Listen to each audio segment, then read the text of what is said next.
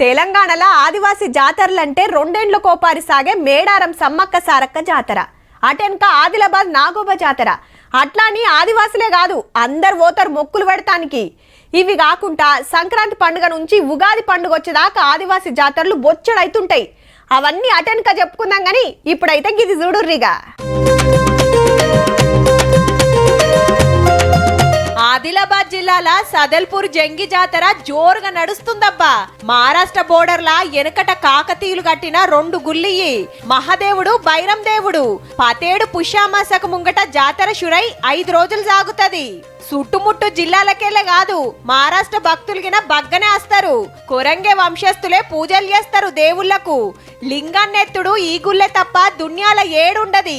కోరిక మనసులు అనుకొని ఎత్తుతే జప్పున నెరవేరుతుందని భక్తుల నమ్మిక. ఎక్కడైనా శివుడు లింగ రూపంలో ఉంటాడు, ఇక్కడ మాత్రం విగ్రహ రూపంలో ఉంది. ఫ్యామిలీతో వస్తాము, బోనాలు చేసుకుంటాము, ప్రతి సంవత్సరం వస్తాము, ఫ్రెండ్స్ తో ఎంజాయ్మెంట్ చేసుకుంటారు. నైవేద్యాలు అట్లాంటివి వేసుకుంటాము, బోనాలు చెల్లించుకుంటాము.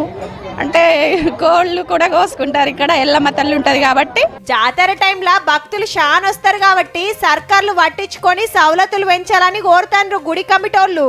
మరి పురాతనమైన మందిరాన్ని ప్రభుత్వాలు కానీ మన కేంద్ర రాష్ట్ర ప్రభుత్వాలు కూడా పట్టించుకొని స్థితిగతిలో ఉన్న ఈ యొక్క మందిరాన్ని పునర్నిర్మాణం చేయాలని. ఇక ఇలా రాత్రికి నాగోబా జాతర చాలైతది.